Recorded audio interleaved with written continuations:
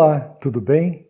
Para abrir nosso curso, neste nosso primeiro módulo, vamos destacar um aspecto muito importante da escrita, talvez o mais importante de todos, mas que dificilmente é mencionado em cursos e manuais. E justamente porque esse aspecto quase sempre é negligenciado, nem sempre a comunicação por meio da escrita ocorre de maneira objetiva e eficiente. Pelo contrário, muitas vezes, ou a comunicação não é compreendida em sua totalidade, ou, o que é pior, acaba dando margem para mal-entendidos e gerando ainda mais confusão em vez de esclarecimento. Mas que aspecto tão importante é esse? Muito simples. Sempre que tivermos que nos comunicar por escrito com alguém, vamos fazer uma pausa. Para tudo!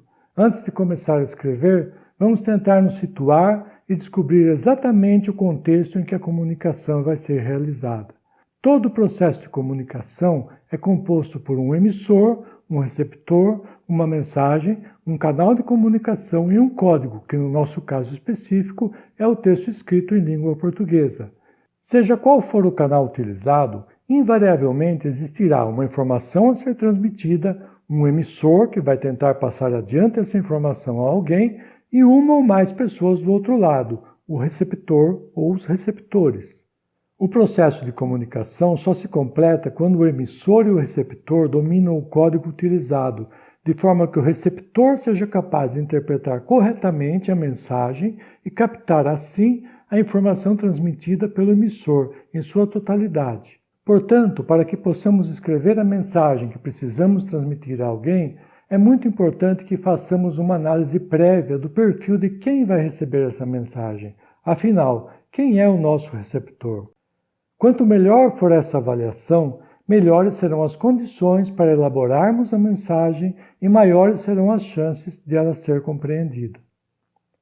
Nessa análise prévia, devemos questionar: a pessoa que vai ler compreende textos com facilidade? O vocabulário desse leitor é abrangente ou restrito? Até que ponto o receptor conhece o tema a ser abordado? Conhecer o receptor é fundamental para que o texto seja elaborado, tendo em vista a capacidade de assimilação dessa pessoa que vai receber a informação. Isso vale tanto para um receptor único, quanto para grupos de pessoas, desde que o emissor conheça o perfil médio desse grupo. Por exemplo, um gerente de empresa geralmente conhece, ainda que de uma maneira geral, qual o nível de compreensão de seus funcionários. Da mesma forma, um professor conhece o estágio cognitivo, ou seja, o nível de compreensão em que está a média dos seus alunos.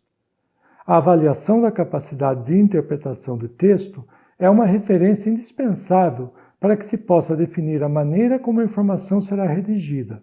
Dependendo do grau de compreensão do receptor, pode-se optar, por exemplo, por evitar palavras difíceis que não fazem parte do dia a dia das pessoas e construções sintáticas mais rebuscadas.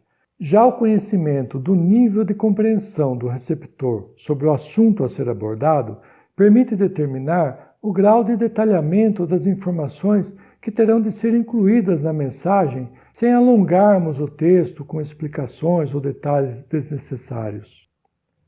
Aqui vai um exemplo bobo, porém bastante ilustrativo.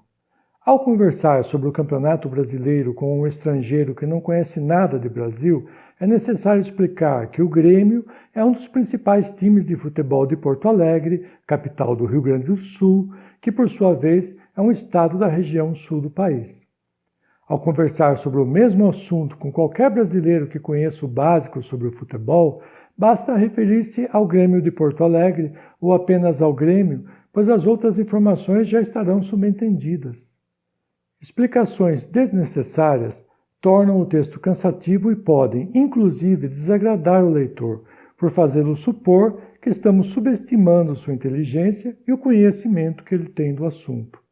Por outro lado, ao escrevermos para uma pessoa ou grupo de pessoas cujo nível de compreensão e informação sabidamente é elevado, ficamos muito mais à vontade para recorrer a períodos longos e elaborados, figuras de linguagem e citações, entre outros recursos linguísticos e literários. Da mesma forma, neste caso, o emissor pode, com mais segurança, recorrer a palavras que não são corriqueiras no dia a dia da maior parte da população, mas que ele sabe que aquela pessoa ou grupo de pessoas em particular entenderá.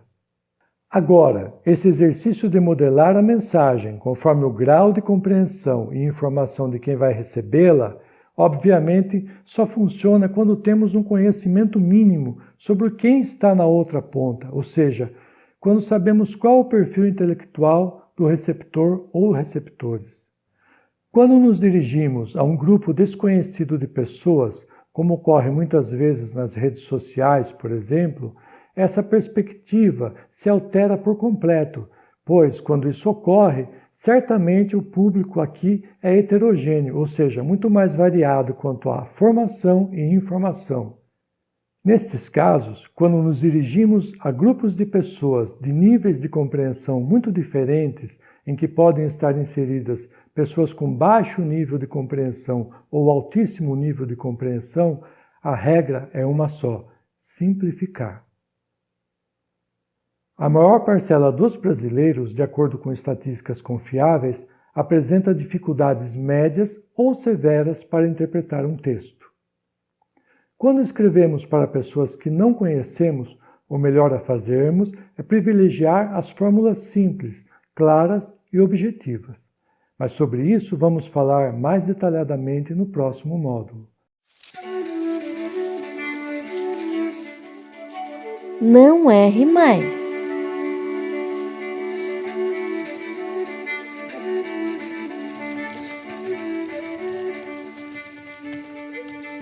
Vamos ver agora algumas abreviaturas mais usadas em pesos e medidas. 100 gramas, 100 espaço G, G minúsculo. 10 quilos, 10 espaço KG minúsculo. 20 metros, 20 espaço M minúsculo. 15 litros, 15 espaço L minúsculo. 100 toneladas, 100 espaço T minúsculo.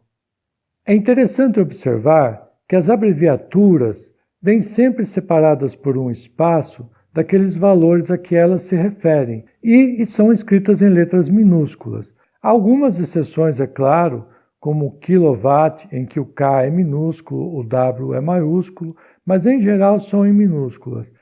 Outro aspecto importante é que abreviaturas de pesos e medidas não devem ser seguidas de ponto, como ocorre em outras formas de abreviações e reduções.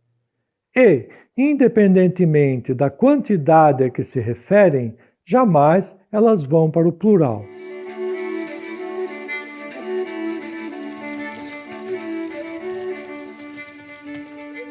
Em vez de é quando alguém faz algo em lugar de alguma coisa. Em vez de casar, viajou para a Europa, por exemplo.